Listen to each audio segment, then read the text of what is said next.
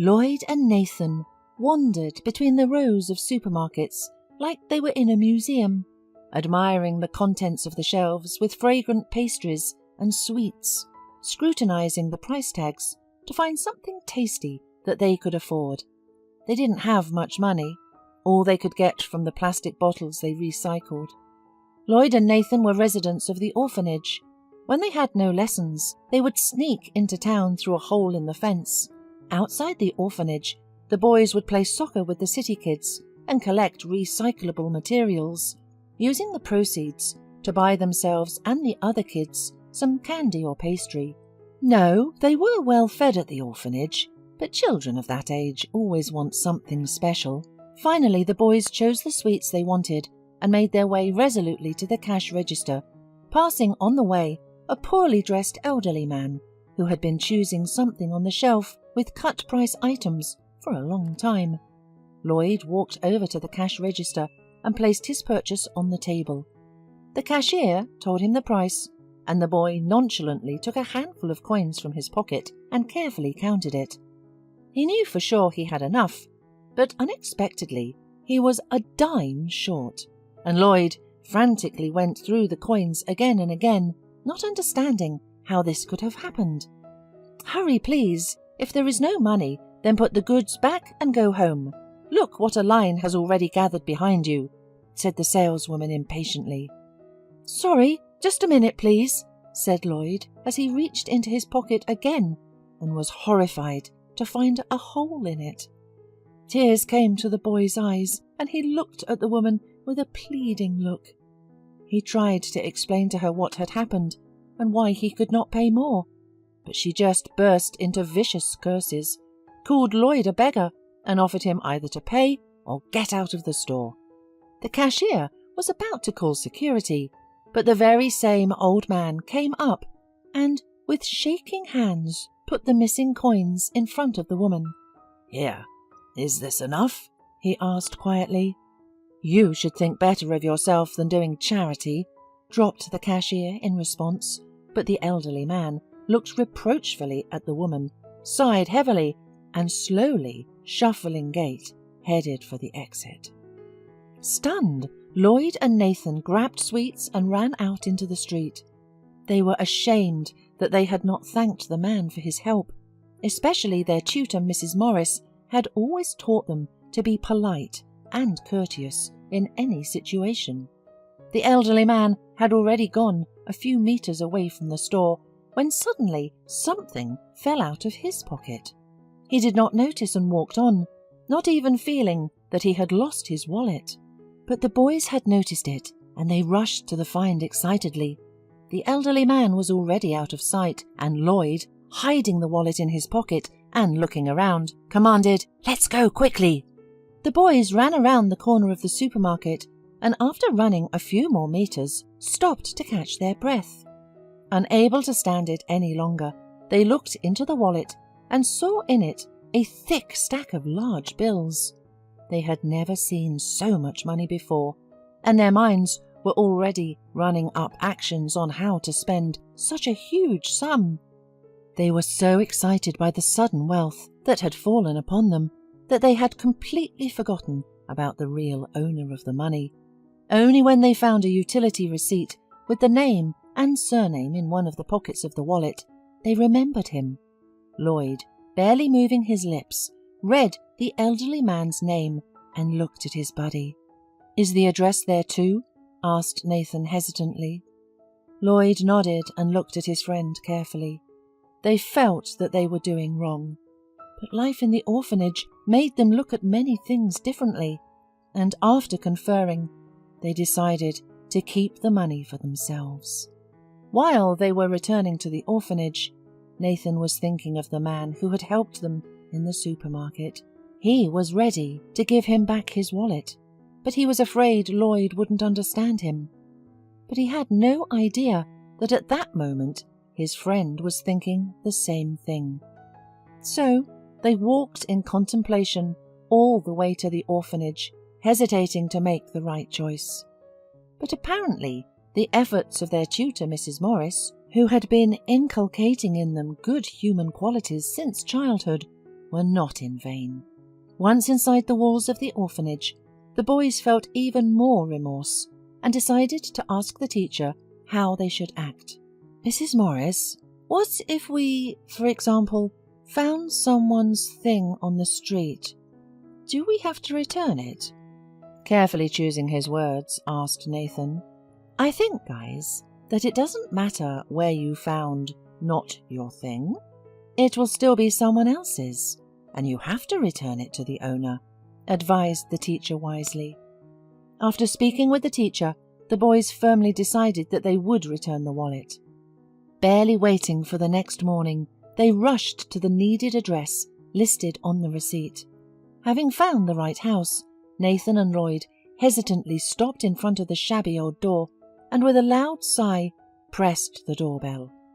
The familiar shuffling footsteps sounded behind the door, and an elderly man from the supermarket appeared on the threshold. "Hello, boys. What are you doing here?" asked the elderly man, who didn't seem to recognize the kids he had helped yesterday. "Oh, here, take your wallet. You lost it yesterday," said Nathan, blushing, and handed the wallet to the man. Mr. Bennet looked at the boys confused, and his eyes became wet with tears. With difficulty, he pulled himself together and with trembling hands took the wallet, heartily thanking the boys for their honesty. Then he invited them into the house for tea. Lloyd and Nathan went inside the spacious apartment, furnished with antique furniture, and Mr. Bennet, having put the kettle on, looked at them fatherly. "Thank you, boys. It's all my savings. I was saving up for a present for my wife, Mary, for her anniversary. She's been dreaming about it," said the man with excitement in his voice, and he wept again. "And where is she?" asked Nathan. The old man looked sadly at the boy and pointed to the portrait hanging on the wall, tied with a black ribbon. "Oh, there she is, my Mary. She's been dead for a year. She was very ill."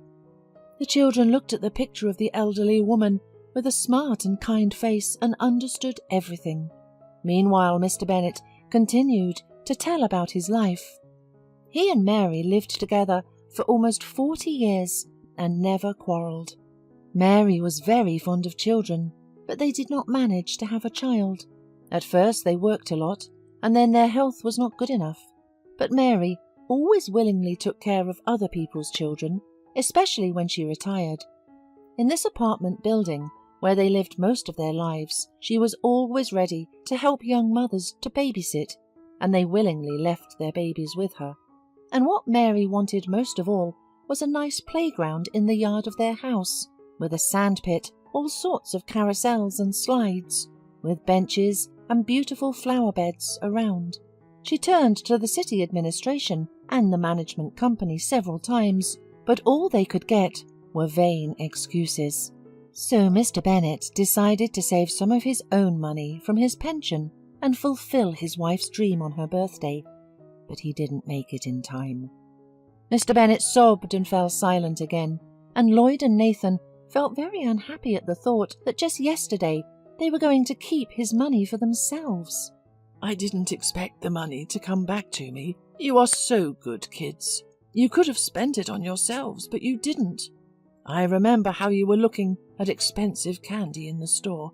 It must be difficult with money in the family, right?" asked the elderly man. "We're from an orphanage, mister. We don't have a family," whispered Nathan, lowering his eyes.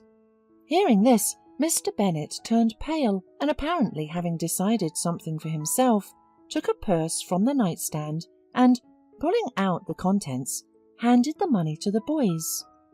"You guys did a noble thing, and I want to do the same. Take this money and buy yourself and the other kids at the orphanage some sweets and toys and whatever else is missing. I won't have time to put up a playground anyway, and it will bring you a lot of use." Nathan and Lloyd shook their heads together, but Mr. Bennet insisted. He assured them that he had already made up his mind, and no one would be able to dissuade him. And he also believed that his beloved Mary, looking down from heaven, would also be happy about this decision. The boys parted with Mr. Bennet as true friends. Back at the orphanage, they immediately ran to the teacher, handed her the money, and told her about this fantastic event. Mrs. Morris was so touched by this incredible and kind story that she gathered all the kids together and told the story of Mr. Bennet and his wife, and what a noble gesture the lonely elderly man had made. After consulting the administration of the orphanage, Mrs. Morris organised a volunteer group of older children to help fulfil the cherished dream of Mr. Bennet's late wife. The children cleaned the area in front of the man's apartment building from trash and old grass, planted Mary's favourite flowers just as she had dreamed. They tidied up old outdoor equipment and horizontal bars, repaired and painted old benches, and set up a nice big sandbox with swings and a slide in the middle of the yard.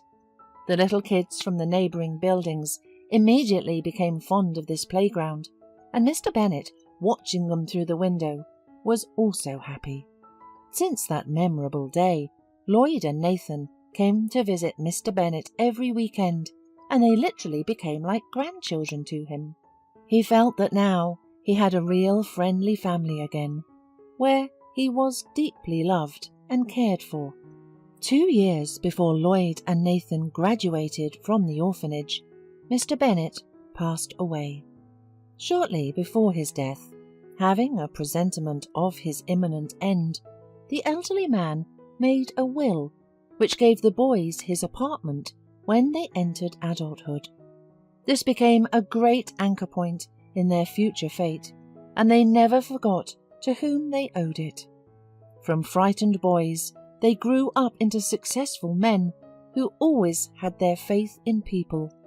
Honouring their named grandfather, they placed a beautiful granite gravestone, which they never left without fresh flowers.